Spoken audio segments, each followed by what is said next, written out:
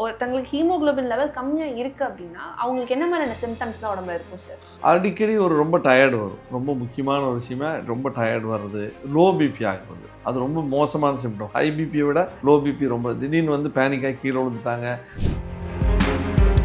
யாருக்குமே டயட் என்ன, எதை எப்படி எடுத்துக்கணும்னு தெரியறதில்ல. ஸோ நம்ம ரொம்ப வீக்காக இருக்கிறோம், உணவு தான் மருந்து அப்படின்னு நம்ம நிறைய இடத்துல சொல்கிறோம். ஆனால் அதோட உண்மையான கருத்துக்களை புரிஞ்சிட்டோம்னா நம்ம உணவுலேயே நம்ம நிறைய விஷயங்களை சரி பண்ண முடியும்.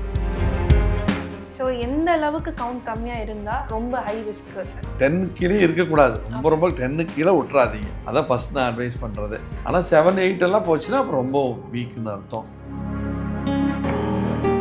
அதாவது காலையில் இட்லி, தோசை, பரோட்டா, சப்பாத்தி, மத்தியானம் சாப்பாடு, ரைஸ், குழம்பு, இல்லைன்னா வெரைட்டி ரைஸு, நைட்டான சப்பாத்தி, இப்படி ஒரு பழக்கத்தை நம்ம வச்சுருக்கணும்ல, அதை பிரேக் பண்ணணும். கொஞ்சம் காலையில் சத்தான உணவுகள் சாப்பிடணும், நெய் நிறையா சாப்பிடணும். அந்த மாதிரி சில விஷயங்கள், அலோவேரா ஜூஸ் குடிக்கலாம், ஒரு நாள் ஏபிசி ஜூஸ் குடிக்கலாம். ஸோ இன்னைக்கு ஒருத்தங்களுக்கு ஹீமோகுளோபின் லெவல் கம்மியா இருக்கு அப்படின்னா கண்டிப்பா அந்த 3 விஷயத்த பண்ணக்கூடாது, கண்டிப்பா அந்த 3 விஷயத்த பண்ணணும்னா எதெல்லாம் சார் சொல்லுவாங்க? இல்லை, கண்டிப்பாக பண்ணணுங்கிறது நீங்கள் உடனே பிளட் டெஸ்ட் எடுத்து பார்க்கணும், உணவுகளில் மாற்றம் பண்ணணும், தேவைப்பட்டால் மருத்துவர்கிட்ட சேர்த்து மருந்துகள் எடுத்துக்கணும். எதுவுமே இப்போ கவலைப்பட மாட்டேன், இப்போ போய் பிளட் ஏற்றுறது, பிளட்டு கம்மியாக உடனே போய் பிளட் டிரான்ஸ்ஃபியூஷன் பண்ணுறது, அது தப்பு. கெமிக்கல் பாண்டடான ஏதாவது டேப்லெட்ஸோ முடிஞ்சால் எடுக்கிறதோ டெம்பரவரி சொல்யூஷனை பார்க்காதீங்க. ஹாய், ஹலோ, வணக்கம். அதன் ஆரோக்கியம் யூஎஸ். நான் உங்கள் அனுக்ஷா சுவாமிநாதன். அண்ட் வெல்கம் டு அதன் ஆரோக்கியம் சேனல். நம்மளோட சேனலில் தொடர்ந்து நிறைய ஹெல்த் ரிலேட்டட் வீடியோஸ் போட்டுட்ருக்கோம். அந்த வகையில் இன்னைக்கு ஒரு இம்பார்ட்டன்ட் டாபிக் பற்றி தான் பேச போகிறோம். ஹீமோகுளோபின் அப்படின்னு எடுத்துக்கிட்டாலே நிறைய பேருக்கு இந்த பிளட் கவுண்ட் கம்மியாக இருக்குன்றது இப்போ ரொம்பவே காமனாக இருக்குது. ஸோ இந்த ஹீமோகுளோபின் நம்மளுக்கு டிக்ரீஸ் ஆயிடுச்சுன்னா என்ன மாதிரியான சிம்டம்ஸ் இருக்கும், அண்ட் ஹீமோகுளோபினை எப்படி இன்க்ரீஸ் பண்ணணும், இந்த கேள்விக்கான பதில் இன்னைக்கு நம்மளோட வீடியோவில் இருக்கும். இதை பற்றி நீங்கள் நம்மகிட்ட பேசுறதுக்கு யார் ஜாயின் பண்ணியிருக்காங்கன்னா doctor Charan. He's the chairman and founder of Charan's Ayush hospitals. So அவர்கிட்ட இந்த டாபிக் பத்தி பேசி தெரிஞ்சுக்கலாம் வாங்க. வணக்கம் சார். வணக்கம். எப்படி சார் இருக்கீங்க? நல்லா இருக்கேன். நீங்க நல்லா இருக்கீங்களா? நல்லா இருக்கேன் சார். ஸோ என்னோட முதல் கேள்வி இந்த ஹீமோகுளோபின் அப்படின்றது நிறைய பேருக்கு இதோட கவுண்ட் கம்மியா இருக்குன்றது இப்போ ஒரு பொதுவான கம்ப்ளைண்டா இருக்கு. ஸோ ஒருத்தங்களுக்கு ஹீமோகுளோபின் லெவல் கம்மியா இருக்கு அப்படின்னா அவங்களுக்கு என்ன மாதிரியான சிம்டம்ஸ்லாம் உடம்புல இருக்கும் சார்? அடிக்கடி ரொம்ப டயர்டு வரும். ரொம்ப முக்கியமான ஒரு விஷயமா ரொம்ப டயர்டு வர்றது, லோ பிபி ஆகுறது. அது ரொம்ப மோசமான சிம்டம். ஹை பிபியை விட லோ பிபி ரொம்ப திடீர்னு பேனிக்காக கீழே விழுந்துட்டாங்க, ஒரு பிரெயினில் மண்டையில் ஏதாவது அடிபட்டுருச்சுன்னா ரொம்ப ரிஸ்க்கான ஒரு கண்டிஷனுக்கு அவங்க போயிடணும். ஸோ இதெல்லாம் ரொம்ப லோ பிபின்னு ரொம்ப கேர்லெஸ்ஸாக எல்லாருமே இது பண்ணுறாங்க. அது ஒரு முக்கியமான விஷயம். ஸோ ரொம்ப முகம் வெளுத்த மாதிரி ஒரு ஃபீல் இருக்கும், எந்திரிச்சு வேலை செய்ய முடியாது அவங்களால. இதுதான் மேஜர் சிம்டமே.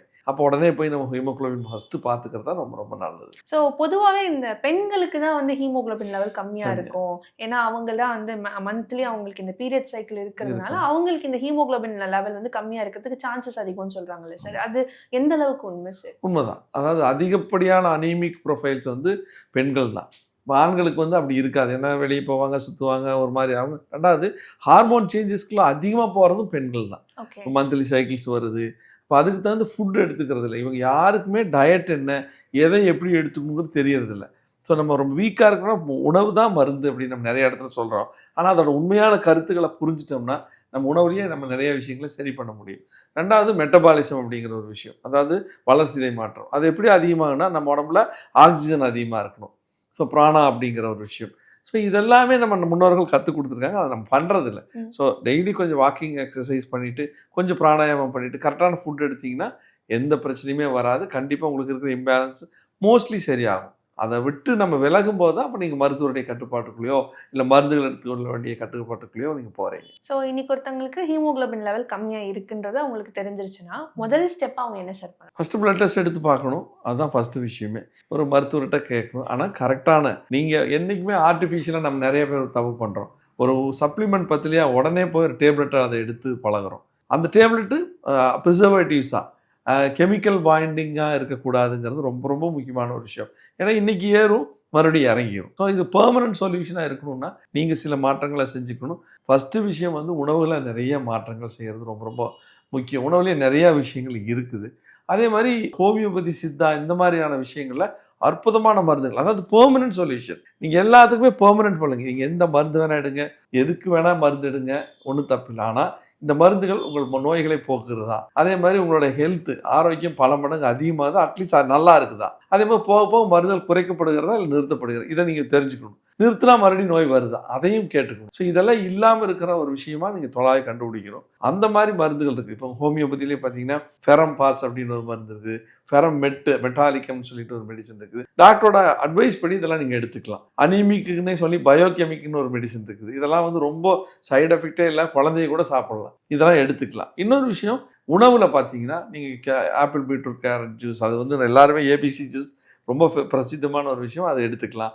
ட்ரை, அதாவது அயர்ன் கண்டென்ட் அதிகமாக இருக்கக்கூடிய எல்லாமே நீங்கள் எடுத்துக்கலாம். கருவேப்பிலை, கரிசாலை, பேரிச்சம்பளம், பிளாக் கிரேப்ஸ், அந்த ட்ரை கிரேப்ஸில் black grapes, seeds without seeds எடுக்கக்கூடாது. ஸோ இதெல்லாம் நீங்கள் ரெகுலராக எடுக்கலாம். நான்வெஜ் எடுக்கிறவங்க வந்து கண்டிப்பாக வந்து சுவரொட்டின்னு சொல்லி ஒன்று இருக்கும் மட்டனில், அது ரெகுலராக எடுக்கலாம். சூப்பு ரெகுலராக சாப்பிட்லாம். இது எல்லாமே ப்ராப்பராக எப்படி செய்யணும்னு தெரிஞ்சு எடுத்தீங்கன்னா கண்டிப்பாக உங்கள் உடம்புல ஹீமோகுளோபின் ரைஸ் ஆகும். ஸோ எந்த அளவுக்கு கவுண்ட் கம்மியாக இருந்தால் ரொம்ப ஹை ரிஸ்க் சார்? 10 கீழே இருக்கக்கூடாது, ரொம்ப 10 கீழே விட்டுறாதீங்க. அதான் ஃபஸ்ட் நான் அட்வைஸ் பண்ணுறது. ஆனால் 7, 8 எல்லாம் போச்சுன்னா அப்புறம் ரொம்ப வீக்குன்னு அர்த்தம்.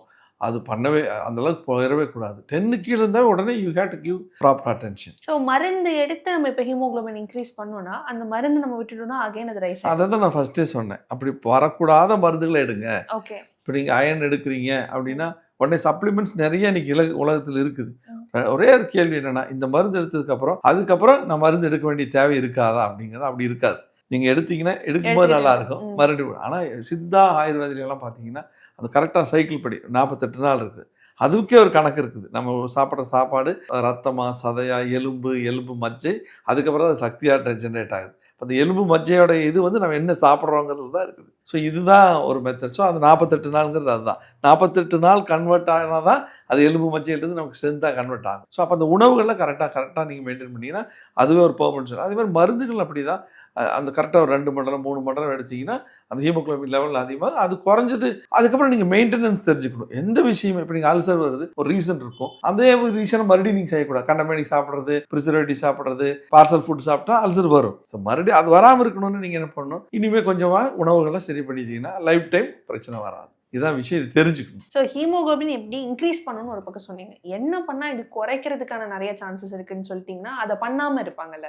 பண்ணாமல் இருக்காங்கன்னா இது சரியாக சாப்பிட்றதுலேருந்து அர்த்தம். ஓகே, கரெக்ட் டைம் சாப்பிட்றது இல்லை. ஒருத்தர் இப்போ பெண்களாக இருக்கட்டும் வெள்ளைப்படுது, கண்டுக்காம விட்டுறது, அது அடுத்த வெள்ளைப்படுதல் ஒரு வகையான பாடி ஹீட் ஆகிறதுனால தானே. அப்போ வெள்ளைப்படுற பெண்களுக்கு பார்த்தீங்கன்னா ஹீமோகுளோபின் கம்மியாக தான் இருக்கும், கால்சியம் கம்மியாக இருக்கும், விட்டமின் D3 கம்மியாக இருக்கும். இது எல்லாமே ஒன்றுக்கு ஒன்று கோரிலேட்டடு, ஒன்றுக்கு ஒன்று ஒரு இதில் தான் இருக்கும். ஸோ அப்போ கண்டிப்பாக ஒன்று தப்பாகுதுன்னா உடனே அதுக்கு அட்டென்ஷன் கொடுத்துடணும். உணவுகளில் எப்போ பாரு ஒரே மாதிரி உணவுகளை சாப்பிடக்கூடாது. அதாவது காலையில் இட்லி, தோசை, பரோட்டா, சப்பாத்தி, மத்தியானம் சாப்பாடு, ரைஸ், குழம்பு, இல்லைன்னா வெரைட்டி ரைஸு, நைட்டான சப்பாத்தி, இப்படி ஒரு பழக்கத்தை நம்ம வச்சுருக்கிறோம்ல, இதை பிரேக் பண்ணணும். கொஞ்சம் காலையில் சத்தான உணவுகள் சாப்பிடணும், நெய் நிறையா சாப்பிடணும். அந்த மாதிரி சில விஷயங்கள், அலோவேரா ஜூஸ் குடிக்கலாம், ஒரு நாள் ஏபிசி ஜூஸ் குடிக்கலாம். அந்த 5 இட்லி 6 இட்லி திங்கிறத 2ஆக சாப்பிட்டு கட் பண்ணிவிட்டு மற்றதை கொஞ்சம் சேர்த்துக்கலாம், நட்ஸு சேர்த்துக்கலாம். ஒரு டாக்டருடைய அட்வைஸ் படி எடுத்துக்கோங்க. ரொம்ப நான் அடிக்கடி சொல்கிற ஒரு விஷயம் என்னென்னா, செல்ஃப் மெடிக்கேஷனோட டேஞ்சர் என்னன்னு பார்த்தீங்கன்னா செல்ஃப் டயட்டிங். நிறைய பேர் நான் வெயிட்டு குறைச்சேன்னுவாங்க, அப்புறம் பார்த்தா ரொம்ப அனீமிக்காக இருப்பாங்க, அப்படி டொங்குழுந்து போயிடுவாங்க, அவங்களால எந்த வேலையும் செய்ய முடியாத கண்டிஷன், ஆனால் வெயிட் நான் குறைச்சிட்டேன்னுவாங்க. அது தப்பான ஒரு விஷயம். வெயிட்டு குறைக்கும் போது எது பண்ணாலுமே நீங்கள் வந்து ஹீமோகுளோபின் எல்லாமே ஒரு மருத்துவர், சரியான மருத்துவருடைய கட்டுப்பாட்டில் பண்ணிங்கன்னா, கைடன்ஸில் பண்ணிங்கன்னா ரொம்ப நல்லா. ஹீமோகுளோபின் லெவல் இன்க்ரீஸ் பண்ணுறதுக்கு நீங்கள் வந்து பீட்ரூட் சாப்பிடலாம், பொமோகிரனேட் சாப்பிடலான்றது எல்லாருக்குமே தெரிஞ்ச ஒரு ஜென்ரல் தான். அப்போது நம்மளுக்கு ஹீமோகுளோபின்னாலே ரெட் கலரில் இருக்க ஃபுட் ஐட்டம்ஸ் எல்லாத்தையும் பிளட் இன்க்ரீஸ் ஆகுன்றாங்களே சார், இது எந்த அளவுக்கு உண்மை? இல்லை, உண்மைதான். அதாவது இது மட்டுமே செய்யாது, இது ஒரு பார்ஷியலாக ஒரு மேஜர் போர்ஷன் இது செய்ய தான் செய்யும். இப்போ 30-40% இது வேலை செய்யும். அப்புறம் நீங்கள் நாம் மட்டும் இன்றைக்கி காலையில் நாம் இது சாப்பிட்டோமே, பொமோகிரானேட் சாப்பிட்டோம், டெய்லி ஏபிஸோ இன்னும் நமக்கு ஏறிடும்னு நினைச்சிடக்கூடாது. கொஞ்சம் நாம் எக்ஸசைஸ் பண்ணணும். ஏன்னா நான் தான் சொல்கிறேன் இல்லையா, இப்போ நம்ம உடம்புல ஆக்சிஜனேஷன் நல்லா இருக்கணும், மெட்டபாலிசம் நல்லா இருக்கணும். இது எல்லாமே இருந்தால் தான் அது வந்து கன்வர்ஷன் கரெக்டாக இருக்கும். அதுக்கு அயனாவோ ஹீமோகுளோபினாவோ கன்வெர்ட் ஆகும். நீங்கள் சொல்கிற மாதிரி ரெட்டெல்லாம் வந்து ஹீமோகுளோபின் ஆகுது. இப்போ நீங்கள் சூரட்டியே பாருங்கள், பயங்கர ரெட்டிஷாக தான் இருக்குது. உள்ள அவ்வளோ பிளட் கண்டென்ட் இருக்கும், அதில் கால்சியம், அயன், அத்தனை சத்துக்கள் இருக்கும். ஆனால் அதை நம்ம சாப்பிட்ற கரெக்டு தான், ஆனால் அதில் அயனும் இருக்கும். இப்போ இரும்பு சத்து இருக்கிறதுனா நான் முதலே சொன்னேன், பிளாக் கலர் இருக்கிற எல்லாமே சாப்பிட்லாம். டேட்ஸ், ஃபிக்கு, இது எல்லாமே வந்து அதிகமான அயன் கண்டென்ட் இருக்கிறது. கரிசாலை, கருவேப்பிலை, முருங்கை இலை, இது எல்லாமே சாப்பிட்லாம். ஸோ இந்த மாதிரி நிறைய விஷயங்கள் சாப்பிடலாம். ஆனால் சாப்பிட்டு சும்மா இருக்காமல் கொஞ்சம் எக்ஸசைஸ், கொஞ்சம் மூச்சு பயிற்சி, அந்த மாதிரி சின்ன சின்ன விஷயங்களை நீங்கள் கான்சன்ட்ரேட் பண்ணணும். டைஜஷனில் ரொம்ப கிளியராக இருக்கணும். கார்போஹைட்ரேட்டை கொஞ்சம் குறைத்து சாப்பிட்றது இன்னும் கொஞ்சம் ஃபாஸ்ட்டாக இருக்கும். ஸோ இன்னைக்கு ஒருத்தவங்களுக்கு ஹீமோகுளோபின் லெவல் கம்மியாக இருக்குது அப்படின்னா கண்டிப்பாக அந்த 3 விஷயத்த பண்ணக்கூடாது, கண்டிப்பாக அந்த 3 விஷயத்த பண்ணணும்னா எதெல்லாம் சார் சொல்லுவீங்க? இல்லை, கண்டிப்பாக பண்ணணுங்கிறது நீங்கள் உடனே வந்து பிளட் டெஸ்ட் எடுத்து பார்க்கணும், உணவுகளில் மாற்றம் பண்ணணும், தேவைப்பட்டால் மருத்துவர்கிட்ட சேர்த்து மருந்துகள் எடுத்துக்கணும். இது பண்ணி ஆகணும். பண்ணக்கூடாது அப்படிங்கிறது நீங்கள் வந்து மறுபடியும் கொஞ்சம் கண்டுக்காம விடுறது. இப்போ நான் வந்து எதுவுமே இப்போ கவலைப்பட மாட்டேன், இப்போ போய் பிளட் ஏற்றுறது, பிளட்டு கம்மியாக உடனே போய் பிளட் டிரான்ஸ்ஃபியூஷன் பண்ணுறது, அது தப்பு. கெமிக்கல் பாண்டடான ஏதாவது டேப்லெட்ஸோ முடிஞ்சால் எடுக்கிறதோ டெம்பரவரி சொல்யூஷனை பார்க்காதீங்க. அதே மாதிரி உடல் பயிற்சி, இந்த பிராணாயாமம், இந்த மாதிரி சில விஷயங்களை கற்றுக்கிட்டிங்கன்னா தான் இது ஒன்றுக்கொன்று ரிலேட் ஆகி உங்களோட பிரச்சனைகள் தீர்வும். இல்லைன்னா உங்களோட பிரச்சனை தீராது. இதுதான் ரொம்ப ரொம்ப முக்கியமானது. ஸோ இன்னைக்கு ஹீமோகுளோபினோட அளவு குறைஞ்சா என்னெல்லாம் பண்ணணும் அப்படின்றத சொன்னீங்க. உணவு பழக்கங்கள் என்ன மாற்றங்கள் வரும், அண்ட் உணவு பழக்கத்தை மாற்றுறது மட்டுமே பத்தாது, எக்ஸசைஸும் பண்ணணுன்றது ரொம்ப தெளிவாக சொன்னீங்க. So thank you so much sir. இன்னொரு டாப்பிக்கில் மீண்டும் சந்திக்கலாம். வணக்கம்.